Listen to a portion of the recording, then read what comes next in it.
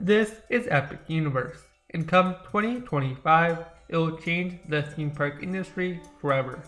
as well its impact will no doubt be huge and more stems from its design that will help give it the title of a perfect theme park. As a result, let's break down and analyze the top 5 reasons that this is, including its immersive lands and layout that will help out the existing resort, as well as answering the question, was all of this worth it?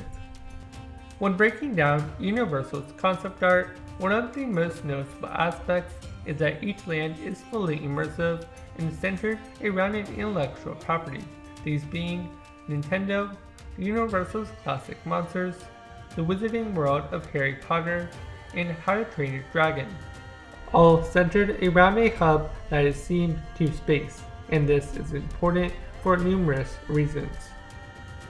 The first of these reasons is that this is a first of its kind, as the concept of a fully immersive land in itself is already extremely rare and only a few of them exist in the world, and having a whole theme park based around a fully immersive lands instead of themed lands, they step up from the existing popular layout of parks like the Magic Kingdom.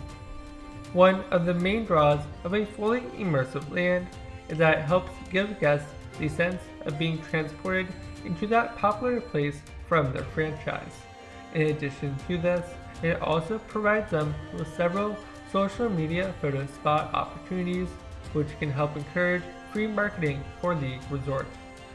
In addition to this, by having the guests so immersed in the land, they often forget about the real world, which helps encourage guests to stay in the park a little longer, and the longer guests tend to spend in a park, they typically spend more in that park. One of the techniques that Universal likes to use in their immersive lands, and are doing throughout all of the immersive lands of Epic Universe, is having a dedicated entrance and exit points from that land into the hub. And this is important for 2 reasons. The first of which is that it allows great crowd management, as it helps guide the flow of the traffic into the land. Universal then takes this technique one step farther by having most of the entrances constrict your vision of the land, and then having the land unveil itself to you after you go through the entrance gate. After entering the land and park in general, you'll discover another technique that Universal has incorporated to help make this park feel like the perfect theme park. And this is that the park and lands have a great variety of rides and attractions to make sure that there is something for everyone in the family. In addition to this, more mundane offerings that are aimed at younger guests will give more adult guests the opportunity to plus that ride up by having it be more thrilling to that guest. For instance, over at the How to Train Your Dragon land, there will be a version of the classic Dumbo style flat ride, but what makes this version unique is that guests will have the ability to control if and how much they want to rotate their vehicle upside down, as well as going up and down during the ride. Another aspect of a variation in rides that Epic Universe has taken into consideration is balancing out each land with a major e-ticket ride and then some less expensive yet still impressive rides. In order to access these rides, guests will need to walk across the park's layout, and this is a layout that was done extremely well and is another reason in which Epic Universe is the perfect theme park. To get a better understanding of this, I've broken up the layout to talk about its land layout, the layout of the park, and the layout of the land around it. Areas in which the layout of the land was done extremely well is that there are several instances in each of the lands in which guests would need to go through various corridors or turn corners in order to experience all of the land. And this is done in a way that encourages an adventure-like sense of emotion while also not unveiling all of its secrets all at once.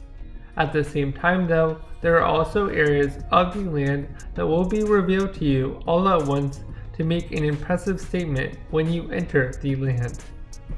In addition to this, the offerings of the land are well thought out and designed to helps minimize crowding issues. This is a layout that is then plussed even more for Universal, as it is secretly designed to encourage you to spend more money, but we will talk about that more in a little bit. Zooming out to focus on the park as a whole, it is a major detour from Universal's traditional layout, as they instead chose to go the route of a hub-and-spoke design for their Epic Universe theme park. This is a design in which the main lands are all accessible from one central point instead of having to walk across between multiple lands in order to get to a desired location. Another noticeable aspect is the large bodies of water that are found inside of the hub. This is important for two reasons. The first of which is that these bodies of water will help act as a retention pond for the runoff of rainwater and other waters that are accumulated into the park. In addition to this, the hub also consists of a water fountain show. This water fountain feature would not only provide a great use of a nighttime spectacular for a show, which can then be used to encourage guests to stay the night later in the park than they typically would have, which typically results in them spending more money, and adds kinetic energy into the hub. In addition to this, the hub also has two rides to further add some more kinetic energy aspects into the hub, these being a carousel of sorts and a dueling roller coaster.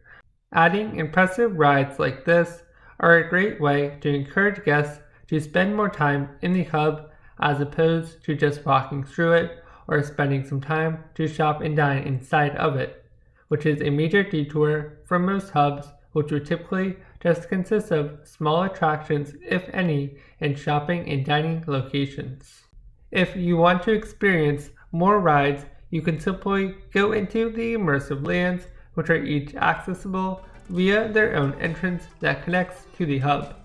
This is also a great way to section off a land if it reaches capacity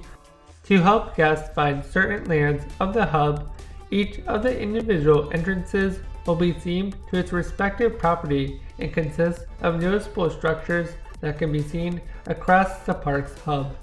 Outside of these structures, the park would also have a hotel that would connect directly to the park and have its own special entrance, as well as beautiful views that would overlook the resort. Going back to the hub, there is also numerous expansion points located around the park which can be used for future lands if Universal decides to develop them. In order to access the hub, you need to first enter the park, and to help streamline this process, Universal has placed the ticket booth systems to the side of the park's entrance. That way, guests do not have to walk around them in order to access the park's entrance. However, before guests can do this, they would first need to park their cars at the resort, and Universal has planned accordingly by developing a massive parking lot. Nearby this parking would also be a bus station to help transport guests from the existing resort over to this new expansion.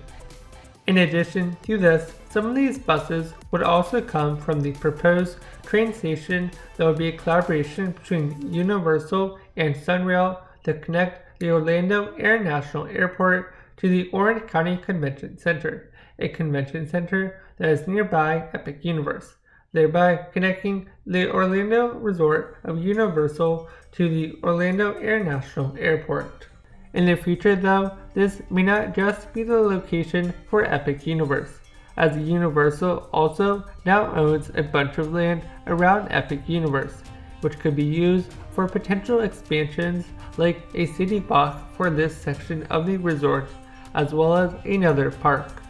Even currently though, this upcoming Epic Universe park also helps out the existing resort and expands it in a way, as one of the main draws outside of the theme park that Universal is building is a massive backstage area that can run most of the Universal Orlando resort and would free up existing backstage areas at the landlocked parks of Islands of Adventure and Universal Studios, like this section nearby Men in Black.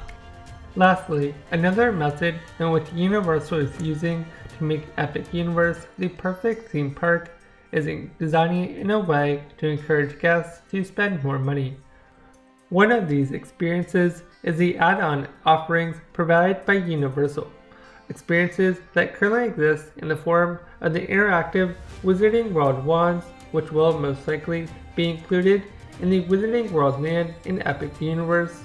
and the power-up band offerings at Super Nintendo World. In addition to this, it is rumored that this concept could be expanded in new ways, like in the upcoming How to Train Your Dragon land. Outside of the add-on experiences, both Super Nintendo World and the Wizarding World will each have their own stores located outside of the land next to the entrance in the park's hub to sell the merchandise for that immersive land, in addition to the merchandise that is also sold inside of the land, providing guests the perfect opportunity to buy last-minute merchandise as they leave the land, as well as giving guests the ability to purchase merchandise if they were not allowed to be entered inside of the land if it reaches capacity. Overall, throughout these different methods, Epic Universe is shaping to be the perfect theme park, but only time will tell when it opens in 2025. Until then, consider hitting the like and or subscribe button if you like what you've seen so far, as it really helps this channel out.